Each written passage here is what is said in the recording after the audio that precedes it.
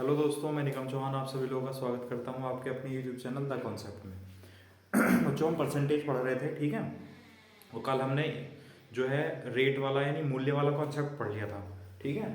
उसमें क्या गया बताया गया था बच्चों, जो रेट होता है, मूल्य होता है, तो मूल्य को किस तरह लिखते हैं। मूल्य का फॉर्मूला क्या होता है बच्चों, रुपए बटे वस्तु। रुपए बटे वस्तु। वस्तु की जगह संख्या भी हो सकती है, मात्रा भी हो सकती है, क्वांटिटी, ठीक है। और यहाँ हमने ऐसा कह दिया था कि हम इसको ऐसे भी कह सकते हैं बच्चों कि मूल्य बराबर जो जो हम खर्च करते हैं वो रुपए में तो करते हैं बच्चों, तो मूल्य बराबर खर्च बटे वस्तु मतलब खपत, ठीक है। ये भी बताया था, है ना। अब देखो, इसी पर जो कॉन्सेप्ट है, जो रिवर्स वाला कॉन्सेप्ट था बच्चों, कि अगर खर्च बराबर है तो मूल्य और खपत एक दूसरे के उल्टे होते हैं, ये मैंने आपको कल करा दिया था, ठीक है। चलो एक एक इसी पर एक कॉन्सेप्ट और है, उसी के क्वेश्चन कर लेते हैं, ठीक है। देखो चलो बच्चों, पहला क्वेश्चन देखो आज का। देखो पहला क्वेश्चन ये है बच्चों, गेहूं के मूल्य में 20% की वृद्धि हो जाती है तो कोई व्यक्ति इसकी खपत को 5% बढ़ा देता है, तो गेहूं के खर्च पर क्या प्रभाव पड़ेगा, ठीक है। अब किसी भी तरीके से कर लो, मैंने आपको कई तरीके से बताया था कल, ठीक। तो आप बच्चों किसी भी तरीके से कर सकते हो, या तो x plus y plus x y वाले कॉन्सेप्ट से कर सकते हो, या फ्रैक्शन वाले कॉन्सेप्ट से कर सकते हो। चलो फ्रैक्शन क्या बच्चों, 20% है, तो 20% का फ्रैक्शन कितना हो गया, 1/5। फिर 5% है बच्चों, तो 5% का फ्रैक्शन कितना हो गया, 1/20। अच्छा, ये भी वृद्धि है और ये भी वृद्धि है, ठीक है। तो ये जो इनिशियल वैल्यू है बच्चों, इनिशियल वैल्यू कितनी होगी यहाँ से 5, तो फाइनल वैल्यू कितनी हो जाएगी, 5 + 1 6। अच्छा, इनिशियल और फाइनल वैल्यू किसकी है, ये 20% मतलब मूल्य की, तो ये तो आ गया बच्चों मूल्य, ठीक है, रेट। और ये 20% इनिशियल वैल्यू होगी, प्रारंभिक मान, और 20 और 1 21, ये फाइनल वैल्यू होगी। तो ये किसका मान होगा बच्चों, 20 से 21, 5% का मतलब खपत, यह है खपत, कंजम्पशन उसका, ठीक। और हमसे क्या पूछा बच्चों, उसके खर्च पर क्या प्रभाव पड़ा। तो आप बता सकते हो खर्च किस तरह निकाल सकते हैं हम। देखो यहाँ अगर खर्च निकालेंगे तो खर्च बराबर कितना आ जाएगा, खर्च बराबर आ जाएगा बच्चों मूल्य गुणा खपत, मूल्य गुणा खपत। तो मूल्य की और खपत की गुणा करेंगे तब खर्च आएगा, तो 5 × 20 कितना हो जाएगा बच्चों, 100, और 6 × 21 कितना हो जाएगा, 126, ठीक है। अब हमसे क्या पूछा, देखो उसके खर्च पर क्या प्रभाव पड़ेगा। अब देखो खर्च पहले 100 था बच्चों, खर्च अब 126 हो गया, तो 100 से जितना ज्यादा होता है परसेंटेज में उतनी वृद्धि होती है, तो 26% की वृद्धि हो गई किसमें, खर्च में। यानी गेहूं का जो खर्च है बच्चों वो 26% बढ़ गया, 26% गेहूं का खर्च बढ़ गया। बताओ समझ आया नहीं आया।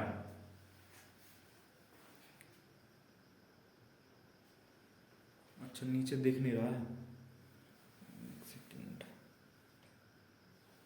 ठीक है। अब देखो, देखो खर्च बच्चों 100 था, 100 से 26 हो गया, 126 हो गया, तो 100 से कितना ज्यादा है, 26 ज्यादा है।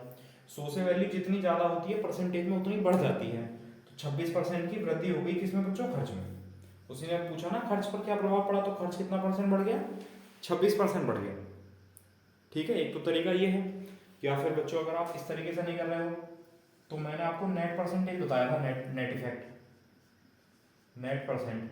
तो नेट परसेंट था बच्चों x + y + xy/100, ठीक है। अब मैंने आपको बताया था बच्चों ये तब अप्लाई होता है जब दोनों जो भी संख्याएं हैं उनकी मल्टीप्लाई हो रही हो, उनकी गुणा हो रही हो। देखो भाई उसने कहा मूल्य में कितने परसेंट वृद्धि हो गई, मूल्य में 20% वृद्धि हो गई, ठीक। और खपत में बच्चों 5% वृद्धि हो गई, खपत में 5% वृद्धि हो गई, तो इन दोनों की गुणा हो रही है, तो खर्च ही निकल कर आएगा इससे। तो दोनों की वैल्यू हम यहाँ रख लेंगे, मतलब x का मान बच्चों 20 रख लो, y का मान 5 रख लो, प्लस 20 × 5/100, ठीक। तो 20 × 5 = 100, 100 से 100 कैंसिल हो गया एक बार, और 20 पर 20 और 5 कितना हुआ बच्चों, 25, 25 और 1 कितना हुआ, 26। तो 26% वृद्धि हो गई किसमें बच्चों, उसके खर्च में। या फिर आप इस तरह कर सकते हैं, नेट परसेंटेज का यूज कर दें। बताओ समझ आया नहीं आया।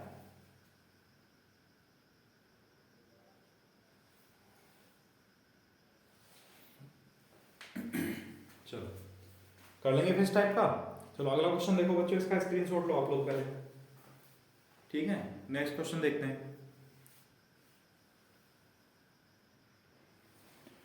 देखो अगला क्वेश्चन ये है बच्चों, चावल के मूल्य में 10% कमी हो जाती है तो कोई व्यक्ति इसकी खपत को 20% बढ़ा देता है, तो चावल के खर्च पर क्या प्रभाव पड़ेगा। ठीक है, सबसे पहले हम फ्रैक्शन वाले से कर लेते हैं। देखो बच्चों 10% की कमी है तो 10% का फ्रैक्शन हो गया 1/10, और कमी है तो माइनस। अच्छा दूसरा बच्चों 20%, तो 20% का फ्रैक्शन कितना हो गया 1/5, और बढ़ा देता मतलब वृद्धि है तो प्लस लिख दिया। ठीक है, अच्छा ये क्या होगा बच्चों, इनिशियल वैल्यू होगी प्रारंभिक मान 10, तो फाइनल वैल्यू कितनी हो जाएगी 10 माइनस है यानी 9। अब ये 10 से 9 किसका मान है 10% का, और 10% क्या था बच्चों कमी थी, क्या थी कमी किसमें मूल्य में, तो किसका अनुपात आया है रेट का अनुपात आया यानी मूल्य का अनुपात आया। ठीक है, फिर ये 5 क्या होगा इनिशियल वैल्यू प्रारंभिक मान, और 5 प्लस 1 कितना हो जाएगा बच्चों 6। ये किसका मान है 5 से 6 20% का, मतलब 20% क्या है बच्चों खपत, तो ये आ गई खपत उसका कंजम्पशन। ठीक, अच्छा बात चल रही है खर्च की, तो मैं आपसे पूछूं खर्च कैसे निकालेंगे बताओ। देखो खर्च कैसे निकालते हैं, मूल्य गुणा खपत, तो मूल्य और खपत की गुणा कर देंगे तो 10 गुणा 5 कितना है बच्चों 50, और 9 गुणा 6 कितना है बच्चों 54। तो देखो खर्च जो है 50 से 54 हो गया, तो कितना खर्च बढ़ गया, या आप ऐसा भी कर सकते हो इसको 100 बना लो, है ना, क्योंकि 100 बना के आसान हो जाएगा, आप 100 बना लो। अगर 2 से बच्चों गुणा कर दें दोनों को तो ये 100 हो जाएगा, और ये कितना हो जाएगा 108। तो 100 से कितना ज्यादा है 8 ज्यादा है, तो कितने परसेंट की वृद्धि हुई बच्चों 8% की प्लस यानी वृद्धि होगी, ये आंसर आएगा। बताओ समझ आया नहीं आया।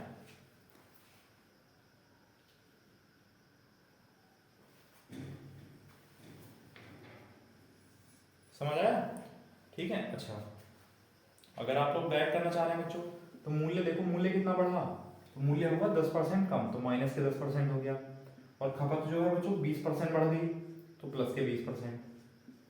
तो जब दोनों की गुणा हो रही है तो नेट परसेंटेज लगा सकते हैं, तो नेट परसेंटेज से क्या आएगा वो खर्च निकल कर आएगा रिजल्ट। तो बच्चों 10% ही माइनस का तो -10, ये प्लस का तो +20। जब इन दोनों की गुणा करेंगे तो माइनस प्लस कितना हो जाएगा बच्चों -10 गुणा 20/100, 2 0 से 2 0 कैंसिल हो गए, ये कितना आया प्लस के 10 आया, और ये -2, 1 गुणा 2 2, और 10 माइनस 2 बच्चों कितना आया 8 आया, और वो भी कैसा आया प्लस का, तो प्लस का मतलब क्या होता है बच्चों वृद्धि। तो वृद्धि हो गई किसमें उसके चावल पर होने वाले खर्च में, या फिर आप इस तरह कर सकते हैं। ठीक है, जो कल क्वेश्चन कराए थे बच्चों वो भी नेट परसेंटेज से हो जाएंगे। ठीक है, उसमें अगर मान लो खर्च दे रखा तो उसको यहाँ लिखेंगे, मूल्य में वृद्धि है कमी दे रखी यहाँ लिखेंगे, खपत में पूछेगा तो यहाँ x मान लो, x की वैल्यू फाइंड करनी होती है बस। ठीक है, चलो कर लेंगे कोई दिक्कत नहीं है, इसका स्क्रीनशॉट लो। ठीक है, अब इसके बाद बच्चों मैं कॉन्सेप्ट पढ़ाने वाला हूँ आपको एरिया वॉल्यूम का, क्षेत्रफल का और आयतन का, यानी क्षेत्रफल और आयतन में अगर परसेंटेज का यूज होगा, परसेंटेज के क्वेश्चन आएंगे तो किस तरह आ सकते हैं। ठीक है, उसके लिए हमें कॉन्सेप्ट समझना है, तो सभी लोग तैयार हो जाएं फिर। ये कॉन्सेप्ट तो कल मैं सिखा चुका था, चलो ठीक।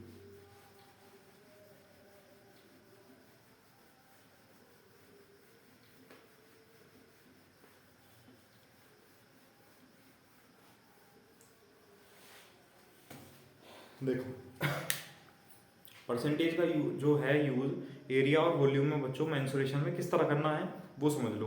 अभी हम मेंसुरेशन के केवल फॉर्मूले लिखेंगे, है ना, उन पर रिसर्च मत करना कि इस फॉर्मूले में ऐसा हो जाएगा तो क्या करेंगे, पर बेसिक चीज़ सिखाऊंगा बच्चों वही काम आएगी। ठीक है, समझ लो क्या करना है किस तरह करना है। जैसे कि मान लो आयत है बच्चों, ठीक है, लिख लेते हैं इधर आयत। आयत क्या होता है रेक्टेंगल,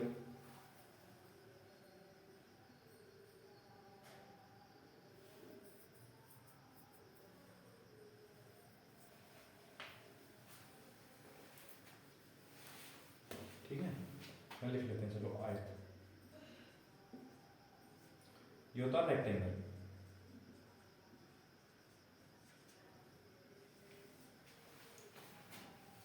ठीक है, फिर पढ़ेंगे बच्चों वर्ग यानी स्क्वायर। फिर पढ़ लेंगे बच्चों वृत्त यानी सर्कल। ठीक है, अब अगर हम 3D में चले जाएं तो पढ़ेंगे हम घनाभ यानी क्यूबॉइड। ठीक है, फिर घन यानी क्यूब। ठीक है, फिर बच्चों पढ़ेंगे बेलन यानी सिलेंडर। ठीक है, ऊपर दिख जाएगा लास्ट में। अच्छा, और दिख जाएगा बेलन। फिर पढ़ लेंगे बच्चों शंकु यानी कोन, और फिर पढ़ लेंगे बच्चों गोला यानी स्फेयर। ठीक है, स्फेयर। तो आगे स्फेयर तक बहुत अच्छी। अब देखो कुछ 2D और कुछ 3D। 2D मतलब एरिया आ गया, 3D बच्चों वॉल्यूम आ गया। ठीक है, अब जैसे कि बच्चों आयत है, थोड़ा थोड़ा समझ लेते हैं इनके बारे में। आयत है, रेक्टेंगल क्या होता है? आयत एक ऐसा चतुर्भुज होता है, क्वाड्रिलेटरल होता है, क्वाड्रिलेटरल है, जिसमें जो है आमने सामने की भुजाएं बच्चों बराबर होती हैं। सॉरी, ये L है तो ये भी L, ये B है तो ये भी B, और प्रत्येक एंगल जो है बच्चों 90 डिग्री होता है, 90 डिग्री का। ये क्या होता है? आयत। ठीक है, अच्छा वर्ग क्या होता है बच्चों? इसमें चारों साइड इक्वल होती हैं और ईच एंगल जो है चारों साइड इक्वल है, और प्रत्येक जो कोण है बच्चों वो 90 डिग्री का होता है, तो इसको क्या कहते थे? स्क्वायर।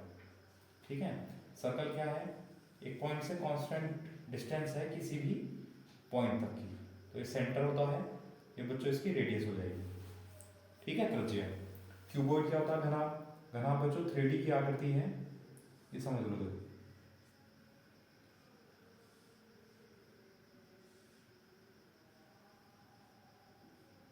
ये घनाभ है बच्चों, इसकी लंबाई, इसकी चौड़ाई, ये उसकी ऊंचाई, LBH। ठीक है, क्यूब क्या है? क्यूब में सरफेस कैसे हो जाएंगे? स्क्वायर की शेप में हो जाएंगे। क्यूबॉइड में कैसे हैं? क्यूबॉइड में कैसे है बच्चों? रेक्टेंगल शेप में। ठीक, तो ये लंबाई, ये इसकी चौड़ाई, ये इसकी ऊंचाई, तीनों बराबर। ठीक, अच्छा सिलेंडर यानी बेलन क्या होता है? ये बेलन है सिलेंडर, ये इसकी हाइट, और बच्चों ये इसकी रेडियस। ठीक, कौन क्या है? शंकु, ये शंकु है, ये बच्चों इसकी हाइट, ये स्लैंट हाइट, और ये इसकी रेडियस। ठीक, स्लैंट हाइट मतलब तिर्यक ऊंचाई, और ये बच्चों क्या है? स्फीयर,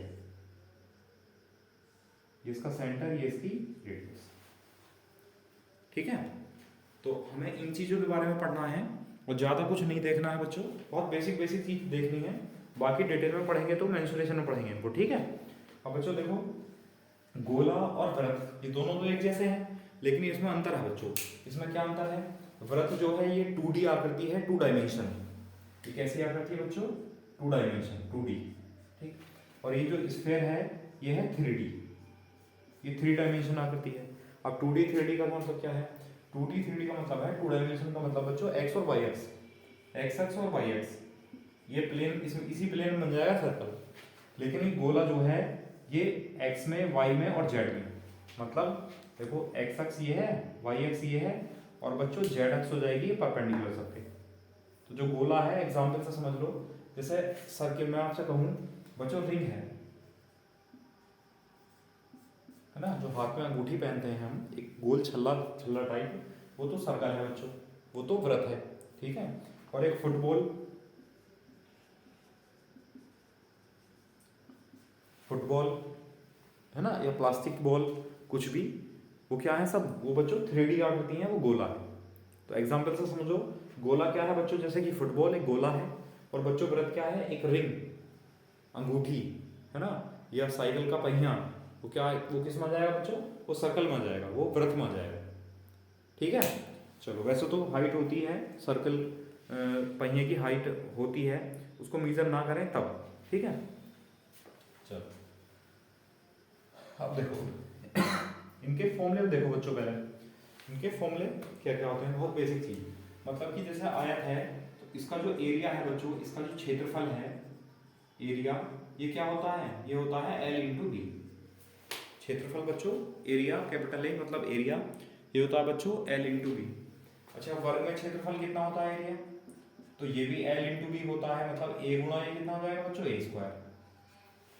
ठीक है, अब सर्कल है, सर्कल में एरिया कितना हो जाएगा बच्चों pi r square, pi into r square, जहां पर आर क्या है रेडियस, और पाई क्या है बच्चों, पाई एक कांस्टेंट है जिसकी वैल्यू 22/7 है, 22/7 होती है। ठीक है, अच्छा अब ये 3D शेप है तो यहाँ लिख लेंगे हम बच्चों वॉल्यूम।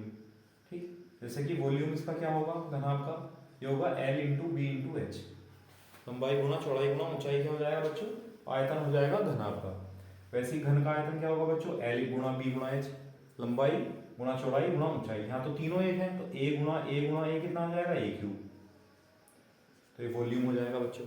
ठीक है, अच्छा बेलन के लिए, सिलेंडर के लिए वॉल्यूम कितना हो जाएगा, हो जाएगा बच्चों pi into r square h, pi constant है, आर रेडियस है, एच इसकी हाइट है ऊंचाई। ठीक, अच्छा शंकु के लिए आयतन कितना हो जाएगा बच्चों, 1/3 पाई आर स्क्वायर एच। ठीक है, 1/3 पाई तो कांस्टेंट है, और रेडियस है बेस की, और एच है इसकी पूरी की हाइट ऊंचाई। ठीक, गोले में आयतन कितना हो जाएगा बच्चों, 4/3 पाई आर क्यूब। ठीक है, जहां पर आर क्या है, गोले की रेडियस है, यानी गोले की त्रिज्या है। इधर नहीं लिख रहा, चलो ऐसा लिखो, वॉल्यूम बच्चों कितना है 4/3 पाई आर क्यूब, ये गोले का आयतन हुआ वॉल्यूम। ठीक है, अब देखो हम पढ़ रहे हैं बच्चों यहाँ परसेंटेज, हम परसेंटेज पढ़ रहे हैं, प्रतिशत पढ़ रहे हैं, तो केवल परसेंटेज के क्वेश्चन लेकर चलेंगे यहाँ, है ना, ऐसा नहीं कि पूरा मेंसुरेशन लेकर चलेंगे यहाँ, केवल परसेंटेज के क्वेश्चन लेकर चलेंगे। जैसा परसेंटेज के क्वेश्चन में जब भी परसेंटेज आएगा इनमें, तो हमें एक चीज़ देखनी है बच्चों, जैसे कि पाई है, पाई का मान कितना है 22/7, आप रेडियस बढ़ाओ या रेडियस घटाओ, कितनी भी रेडियस परसेंटेज में बढ़ाओ या कितनी भी रेडियस परसेंटेज में घटाओ, पाई का जो मान है बच्चों वो 22/7 है, तो वो 22/7 ही रहेगा, कोई फर्क नहीं पड़ेगा पाई के मान पर। ठीक है, इसका मतलब अगर परसेंटेज में आपसे वैल्यू पूछी जाती है, परसेंटेज में क्वेश्चन पूछा जाता है, तो जैसे कि ये पाई है, पाई को छोड़ देंगे, कोई मतलब नहीं है, ये पाई है, पाई को छोड़ देंगे, ये 1/3 पाई को भी छोड़ देंगे बच्चों, ये 4/3 पाई को भी छोड़ देंगे। ऐसी वैल्यू जो कांस्टेंट हैं, जो फिक्स हैं, उनको हम परसेंटेज में छोड़ देंगे, परसेंटेज से कोई फर्क नहीं पड़ेगा, उनको लेकर चलोगे बच्चों आंसर तब भी आएगा, लेकिन कैलकुलेशन ज़्यादा हो जाएगी। इसलिए मैं आपको ऐसा तरीका बता रहा हूँ जिससे कि कैलकुलेशन को हम आसान बना सकते हैं। ठीक है, चलो देखो अब इसके लिए बच्चों क्वेश्चन लिख लो, पहले इसको आप नोट कर लेना, एक साथ स्क्रीनशॉट ले लेना बच्चों इसका, मैं यहीं पे क्वेश्चन लिखता रहूँगा और यहीं आपको समझाता रहूँगा। ठीक है, देखो ध्यान दो, जैसे क्वेश्चन नंबर 1 लिखते हैं बच्चों। ठीक, देखो क्वेश्चन नंबर 1 देखो इसका, देखो पहला क्वेश्चन है, एक आयत की लंबाई को 20% बढ़ाया तथा चौड़ाई को 10% बढ़ाया गया, तो इसके क्षेत्रफल पर क्या प्रभाव पड़ेगा। मतलब बच्चों लेंथ को 20% इंक्रीज कर दिया गया और ब्रेथ को 20% इंक्रीज कर दिया गया, तो उसका जो एरिया है, एरिया पर क्या इफेक्ट पड़ेगा बच्चों ये बताना है।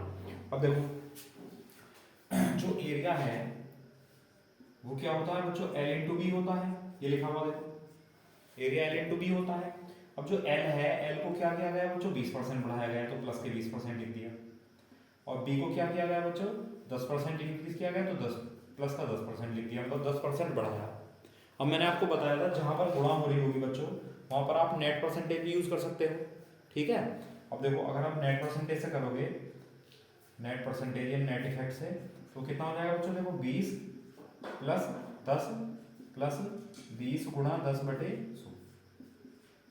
2 0 से 2 0 कैंसिल हो जाएंगे, 20 प्लस 10 बच्चों कितना हुआ 30, प्लस 2 गुणा 1 कितना हुआ 2, तो 30 प्लस 2 बच्चों कितना हो जाएगा 32%। तो जो एरिया है, क्षेत्रफल है बच्चों, वो इस आयत का क्षेत्रफल जो है कितना परसेंट बढ़ जाएगा, 32% बढ़ जाएगा, यानी 32% बढ़ जाएगा। बताओ समझ आया नहीं आया। देखो दोबारा समझ लो एक बार, मैंने जब ये कॉन्सेप्ट पढ़ाया था बच्चों नेट परसेंटेज वाला, तब मैंने आपको बताया था कि जहाँ पर गुणा हो रही होगी ना संख्याओं की डायरेक्ट, वहाँ हम इसको अप्लाई कर देंगे। देखो यहाँ L और B की गुणा हो रही है और रिजल्ट क्या निकल कर आएगा, एरिया, क्षेत्रफल का रिजल्ट निकल कर आएगा, तो देखो हमने तभी तो कहते हैं कि क्षेत्रफल 32% बढ़ जाएगा। ठीक है, तो 20 प्लस 10 प्लस 20 गुणा 10 बटे 100 यानी x plus y plus x गुणा वाई बटे 100 ये अप्लाई कर दिया। बताओ ये समझ आया नहीं आया? ठीक है, चलो इसका स्क्रीनशॉट ले लो आप लोग। अब मैं इसको दूसरे मेथड से बता दे रहा हूँ बच्चों। ठीक है, अगर आप मान लो कंडीशन कभी कभी ऐसा हो जाती है कि ये फॉर्मूला बच्चों में दो दो बार अप्लाई करना पड़ जाता है, बताऊंगा कहाँ आएगा, ऐसा वॉल्यूम में जरूरत पड़ती है इसकी। ठीक है, तो वहाँ पर हम जब मैं दो दो बार अप्लाई करेंगे बच्चों ज़्यादा टाइम खर्च होगा, इसलिए इसका एक और मेथड है, सिंपल मेथड है। एक तो रेशियो वाला है, फ्रैक्शन वाला, परसेंटेज की फ्रैक्शन बना लो, उससे ही बताऊंगा। और जो तरीका आपको ठीक लगे फिर मैं आपको 100 वाले तरीके से मान के कराऊंगा, 100 वाली वैल्यू मानकर, और बाकी जो भी आपको ठीक लगे आप सारे क्वेश्चन उसी तरीके से करना फिर। ठीक है, किसी को कोई दिक्कत आएगी तो पूछ लेना। देखो देखो बच्चों, क्षेत्रफल जो है हमने 100 मान लिया, क्षेत्रफल हमने एरिया 100 मान लिया कि जो रेक्टेंगल था आयत था उसका क्षेत्रफल 100 था, लंबाई को 20% बढ़ाया गया तो गुणा 120/100। ठीक है, लंबाई बढ़ेगी, अगर केवल मान लो लंबाई बढ़ेगी तो बच्चों क्षेत्रफल भी तो बढ़ेगा। उसने कहा चौड़ाई को बढ़ा दो, चौड़ाई को 10% बढ़ा दिया तो गुणा 110/, देखो एल गुणा बी था ना, तो एल को 20% यानी 120/100 और बी को 10% यानी 110/100। ठीक है, अब सॉल्व कर लो, 2 जीरो से 2 जीरो कैंसिल हो गए और ये 2 जीरो से 2 जीरो कैंसिल हो गए बच्चों। 12 गुणा 11 कितना हुआ? 132। ठीक, और वैल्यू कितनी मानी थी हमने? 100 मानी थी, और वैल्यू कितनी आई? 132 आई। तो 100 से ज़्यादा है कम है? ठीक है, देखो 100 से वैल्यू बच्चों ज़्यादा है कि कम है? ज़्यादा है। कितनी ज़्यादा है? 32 ज़्यादा है। तो 32% की क्या होगी बच्चों? वृद्धि होगी। किसमें? उसके क्षेत्रफल में। ये आंसर है।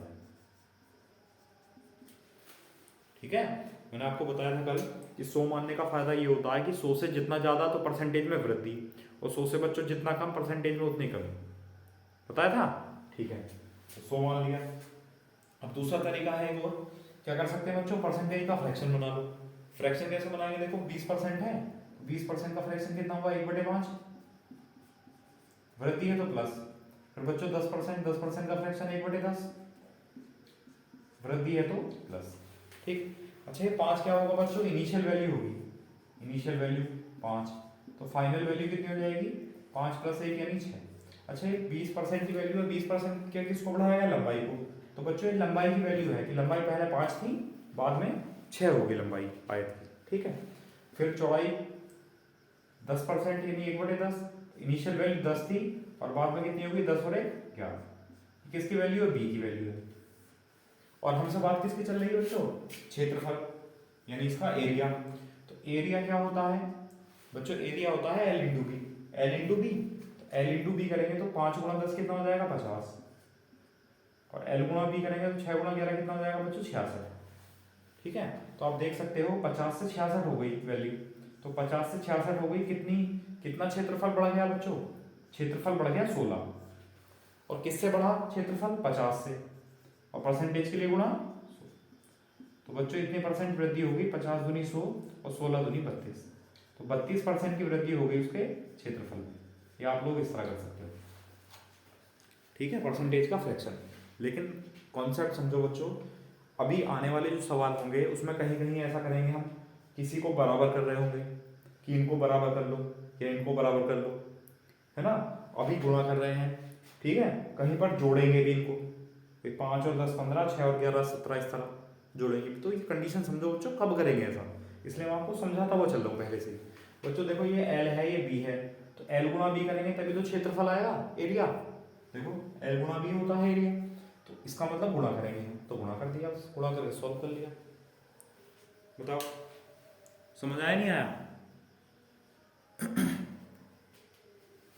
कर लेंगे, चलो ठीक है। एक क्वेश्चन और लिख लेते हैं इसी का, रेक्टेंगल का, उसमें वृद्धि और कमी कर लेते हैं। देखो अगला क्वेश्चन है बच्चों, एक आयत की लंबाई को बच्चों 20% बढ़ाया तथा चौड़ाई को 30% घटाया। ठीक है, भाई लंबाई है L, उसको तो 20% बढ़ा दिया, जो चौड़ाई है B उसको 30% घटा दिया, 30% डिक्रीज कर दिया। ठीक, तो उसके क्षेत्रफल पर क्या प्रभाव पड़ा? अब क्षेत्रफल L × B होता है बच्चों, क्षेत्रफल क्या मान लो? 100 मान लो। क्षेत्रफल 100 है, 20% लंबाई में वृद्धि हुई है तो 120/100 गुणा 30% चौड़ाई में कमी हुई है तो बच्चों 70/100। मैंने आपको बताया था कि परसेंटेज में वृद्धि होती है तो बच्चों तो 100 प्लस परसेंटेज करते हैं, तो 100 प्लस 20 यानी 120%। और अगर कमी होती है तो 100 माइनस परसेंटेज यानी 100 माइनस प्रतिशत, तो 100 माइनस 30 यानी 70%। ठीक, अब सॉल्व कर लो, 2 जीरो से 2 जीरो कैंसिल और इन 2 जीरो से 2 जीरो कैंसिल, तो 12 सत्ते कितना हुआ बच्चों 84। अब देखो वैल्यू तो हमने 100 मानी थी क्षेत्रफल की और आई कितनी 84, तो क्षेत्रफल 100 से 84 हो गया बच्चों। कम हुआ है ज्यादा, कम, कितना कम हुआ है 16, तो 16% की बच्चों क्या होगी कमी होगी किसमें, उसके क्षेत्रफल में। ये आंसर बताओ, समझ आया नहीं आया, कर लेंगे फिर, कोई दिक्कत नहीं है।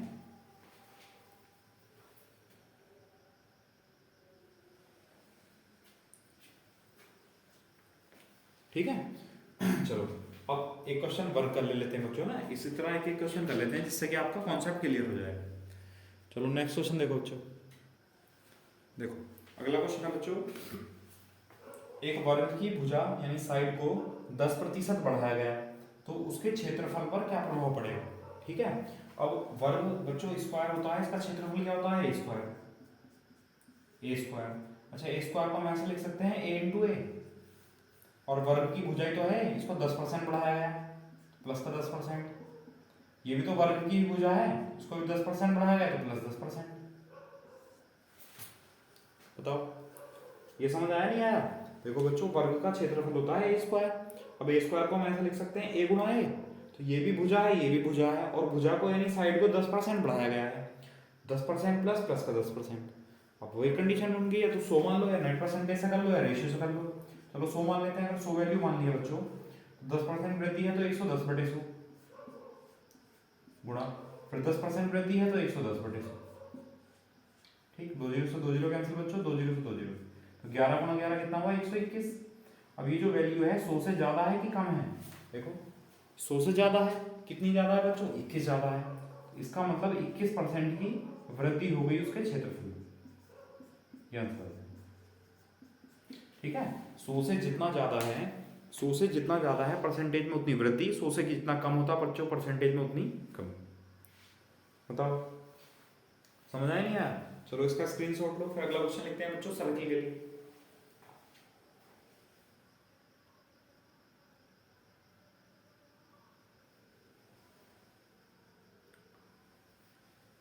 ठीक है, चलो नेक्स्ट क्वेश्चन लिखो बच्चों सर्कल के लिए। देखो अगला क्वेश्चन है बच्चों, एक वृत्त, वृत्त मतलब बच्चों सर्कल, एक वृत्त की त्रिज्या रेडियस को 20% कम किया गया, डिक्रीज किया गया बच्चों, तो उसका क्षेत्रफल यानी एरिया कितने प्रतिशत कम हो जाएगा। ठीक है, अब सर्कल का जो एरिया होता है बच्चों वो कितना होता है पाई आर स्क्वायर, और मैंने आपको बता चुका हूँ कि परसेंटेज का पाई पर कोई इफेक्ट नहीं पड़ता, मतलब परसेंटेज है, अगर परसेंटेज में बात चल रही है तो जो कांस्टेंट है उसको छोड़ दो, छोड़ दिया था पाई, क्या बचा बच्चों आर स्क्वायर, तो आर स्क्वायर को हम ऐसे लिख सकते हैं आर इंटू आर, और रेडियस में कितनी कमी है त्रिज्या में 20% की कमी है, तो ये रेडियस है तो ये 20% की कमी, ये भी तो रेडियस है तो ये भी तो 20% की कमी होगी। बताओ समझ आया। अब 100 वाले तरीके से कर लो या किसी भी तरीके से जो आपको ठीक लगे। 100 मान लिया उसका एरिया, अब रेडियस 20% कमी हुई है तो बच्चों कितना हो गया 80/100, कमी है तो गुणा, ये भी 20% की कमी है तो बच्चों 80/100 गुणा 80/80/100। 100 से 100 कैंसिल हो गया बच्चों, 2 जीरो से 2 जीरो कैंसिल हो गए, 8 8 कितना हुआ 64। अब 100 से वैल्यू 64 हो गई, तो ज्यादा हुई है वैल्यू या कम हुई है, 100 से तो कम हुई है, कितनी कम हुई है 36 कम हुई है, इसका मतलब बच्चों 36% की क्या हो गई कमी हो गई उसके क्षेत्रफल, उसके एरिया, ये आंसर है। यानी जो वर्ग का क्षेत्रफल है बच्चों, सॉरी वर्ग का नहीं वृत्त का, यानी जो सर्कल का एरिया है वो 36% क्या हो जाएगा डिक्रीज हो जाएगा, 36% बच्चों क्या हो जाएगा कम हो जाएगा। बताओ समझ आया नहीं आया।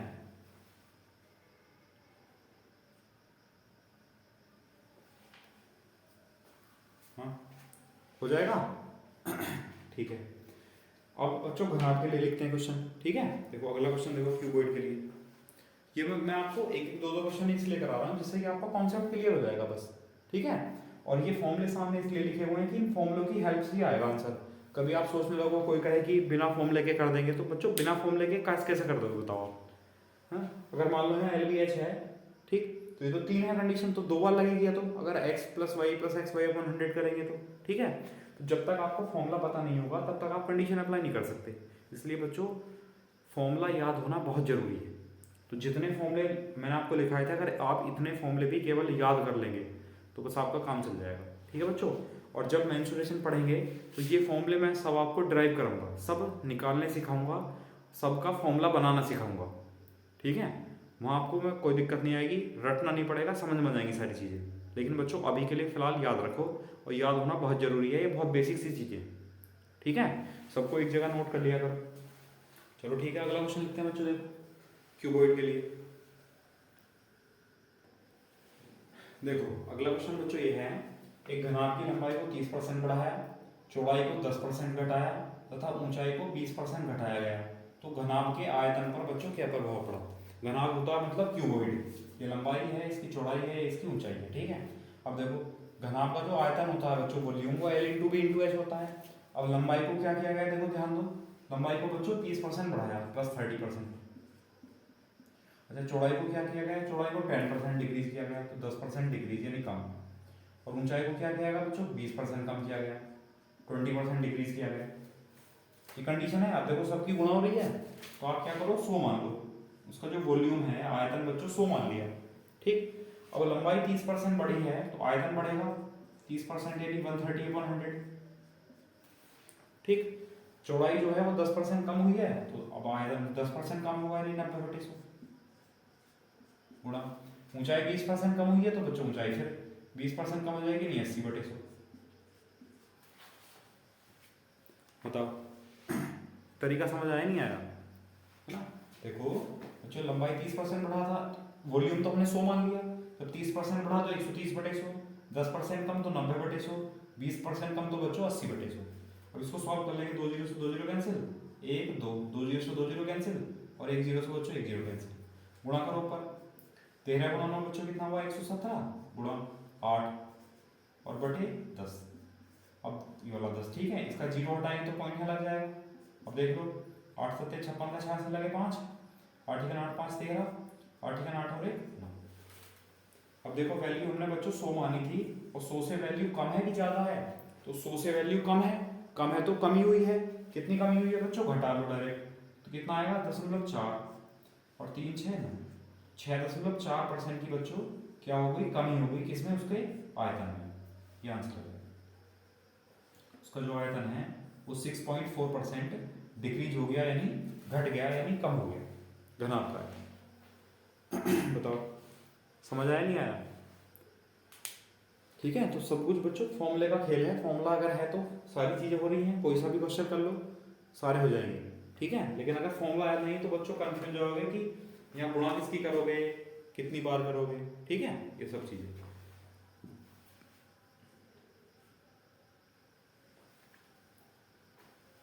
बताओ आया समझ बच्चों। चलो अब अगला क्वेश्चन लिखते हैं। ठीक। देखो अगला क्वेश्चन बच्चों ये है, एक घन मतलब बच्चों क्यूब की प्रत्येक भुजा प्रत्येक साइड को 20% बढ़ाया गया, 20% इंक्रीज किया गया बच्चों, तो उसका आयतन यानी वॉल्यूम कितने प्रतिशत बढ़ जाएगा। ठीक है। अब देखो जो घन है क्यूब बच्चों, उसका आयतन होता है ए क्यूब। अच्छा ए क्यूब को क्या लिख सकते हैं, ए क्यूब को ऐसा लिख सकते हैं। ठीक है। अब ए क्या है बच्चों, भुजा साइड, भुजा को क्या बढ़ाया गया 20% बढ़ाया गया, तो इसको 20% बढ़ा दिया। ये भी तो भुजा है, इसको भी 20% बढ़ाया।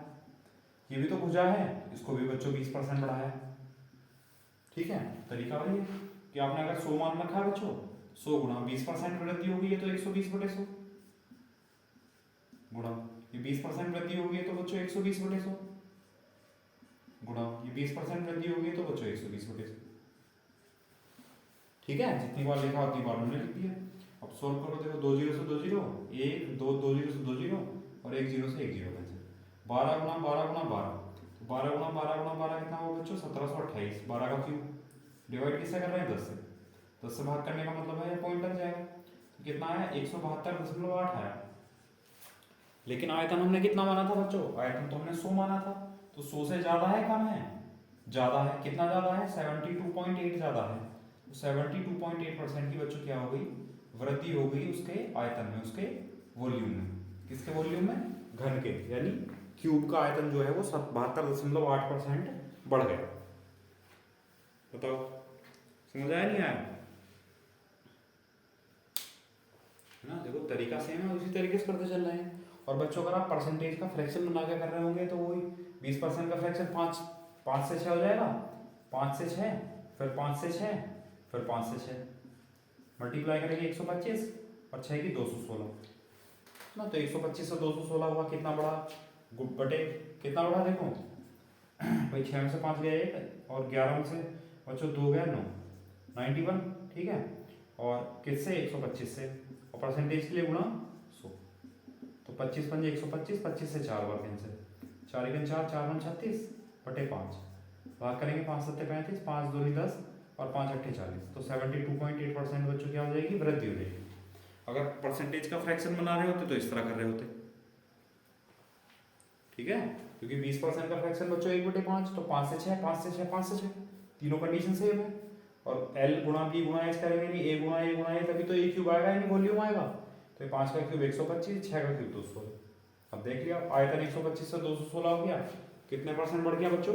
72.8%। किसी भी तरीके से कर सकते हैं, कोई दिक्कत नहीं है। जो भी मैंने बताया आपको नेट परसेंटेज से भी हो जाएगा। नेट परसेंटेज में क्या करना, देखो पहला इन दोनों को लेके चलेंगे, तो यहाँ आ जाएगा 44% वृद्धि, यानी x plus y plus x y बटे 100 से करेंगे तो 44% वृद्धि हो जाएगा, ठीक है, ठीक। और उसके बाद जो भी आएगा उसको उसके साथ लेके चलेंगे, यानी x प्लस वाई यानी 44 प्लस 20 प्लस 44 गुणा 20 बटे 100, तो कितना आएगा बच्चों? 72.8 करके देखना आप लोग, ठीक है। चलो हम अगला क्वेश्चन लिखते हैं बच्चों, सिलेंडर के लिए लिखते हैं, बेलन के लिए। देखो बेलन और शंकु एक जैसी चीजें हैं, क्योंकि यहाँ से भी 1/3 पाई कैंसिल हो गया, यहाँ पाई कैंसिल हो गया परसेंटेज के लिए, तो यहाँ क्या बचा आर स्क्वायर एच बचा, और ये भी आर स्क्वायर एच बचा, तो दोनों बिल्कुल सेम हो गए, ठीक है। देखो परसेंटेज के हिसाब से सेम हो गए बच्चों, रियल वैल्यू निकालने के हिसाब से सेम नहीं है। चलो देखो अगला क्वेश्चन है बच्चों, एक बेलन के आधार की त्रिज्या को 10% बढ़ाया गया तथा ऊंचाई को 10% घटाया गया, तो बेलन के आयतन पर क्या प्रभाव पड़ा? बेलन मतलब बच्चों सिलेंडर, तो सिलेंडर का जो वॉल्यूम है वो कितना परसेंट बढ़ेगा या कितना परसेंट घटेगा? अब देखो बच्चों बेलन जो है इसमें पाई आता है, तो पाई छोड़ देंगे, बताया था। जब बात परसेंटेज की चल रही है तो परसेंटेज में बच्चों पाई यानी कांस्टेंट है, इसको छोड़ देंगे, तो आयतन क्या बचा? आर स्क्वायर एच बचा, तो आर स्क्वायर एच को ऐसे लिख सकते हैं आर इंटू एच। बच्चों आर स्क्वायर को आर इंटू आर लिख दिया, इंटू एच, ठीक। अब जो रेडियस है, त्रिज्या है बच्चों, त्रिज्या को 10% बढ़ाया गया, तो त्रिज्या ही तो है, तो उसको 10% बढ़ाया, तो प्लस का 10%। ये भी त्रिज्या है, इसको भी 10% बढ़ाया गया होगा। और ऊंचाई को बच्चों उसने कहा ऊंचाई को 10% घटा दिया, ये ऊंचाई है, इसको 10% घटा दिया, 10% कम कर दिया, ठीक है। अब देख लो वॉल्यूम कितना मान लें बच्चों? 100 मान लेते हैं, गुणा 10% बढ़ाया तो 110/100, फिर 10% बढ़ाया तो 110/100, फिर 10% घटाया बच्चों तो 90/100, ठीक है। 2 0 से 2 0 कैंसिल बच्चों, 2 0 से 2 0 कैंसिल, 11 गुणा 11 कितना होगा बच्चों? 121 गुणा 9, 6 1 0 से 1 0 कैंसिल कर दो, गुणा 9/10, 0 हटेगा तो पॉइंट लग जाएगा। अब करेंगे 9 1 9 और 12 9 108, ठीक। अब जो आयतन है बच्चों, आयतन तो हमने 100 माना था, तो 100 से ज्यादा है कम है? 100 से ज्यादा है, कितना ज्यादा है बच्चों? 8.9 ज्यादा है, तो 8.9% की क्या हो जाएगी? वृद्धि हो जाएगी उसके आयतन, ये आंसर है, ठीक है। तो बेलन का जो आयतन है वो 8.9% इंक्रीज हो जाएगा, बढ़ जाएगा। बताओ समझ आया? और सेम कंडीशन बनेगी बच्चों शंकु के लिए, कोन के लिए। यहाँ भी तो आर स्क्वायर एच बनेगा ना, क्योंकि 1/3 पाई तो कैंसिल हो जाएगा, छोड़ देंगे, तो आर स्क्वायर एच को आर इंटू एच लिख लेंगे, हो जाना चाहिए, ठीक है। या चलो एक क्वेश्चन इसके लिए लिख लो, इसके लिए भी लिख लो, है ना। फिर आप लोग कहेंगे बोले ऐसे छोड़ दिया, कोई दिक्कत नहीं है, चलो लिख लो इसके लिए, इसका स्क्रीनशॉट लो पहले आप लोग।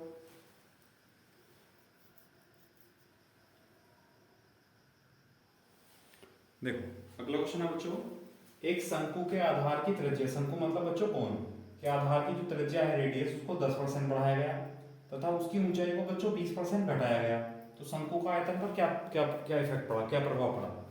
तो बच्चों देखो शंकु ये है, इसका आयतन 1/3 पाई आर स्क्वायर एच होता है। मैंने आपको बताया था परसेंटेज के लिए 1/3 पाई को छोड़ देंगे क्योंकि ये कांस्टेंट है, ये फिक्स रहेगा।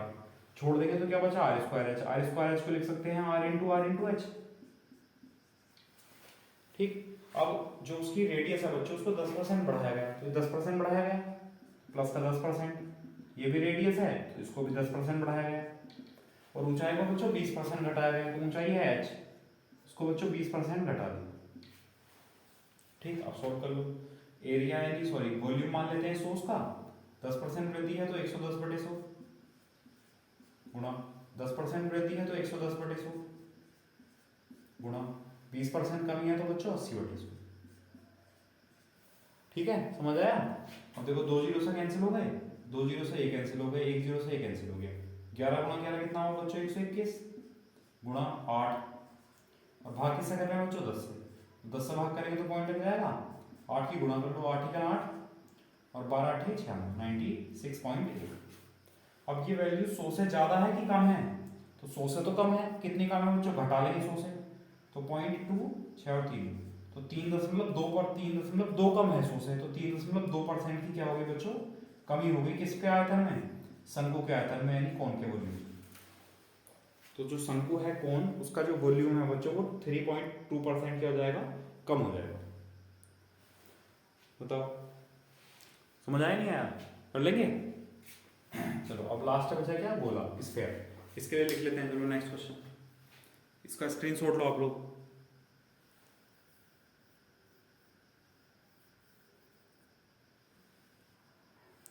देखो अगला क्वेश्चन है बच्चों, एक गोला मतलब स्फीयर की त्रिज्या को, रेडियस को 10% बढ़ाया गया, तो इसके आयतन पर क्या प्रभाव पड़ा, ये बताना है बच्चों। अब जो गोला है स्फीयर, उसका आयतन होता है 4/3 पाई आर क्यूब, वॉल्यूम है 4/3 पाई, कांस्टेंट है, तो परसेंटेज में इसका यूज नहीं होगा, कुछ भी छोड़ दिया, तो क्या बचा बच्चों, आर क्यूब। आर क्यूब को लिख सकते हैं आर इंटू आर।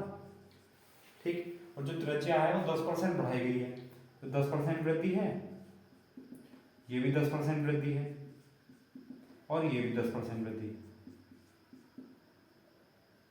ठीक, अब आयतन मान लेते हैं बच्चों 100 गुणा 10% वृद्धि है तो 110/100 गुणा, फिर 10% वृद्धि है तो 110/100, फिर 10% वृद्धि है तो बच्चों 110/100।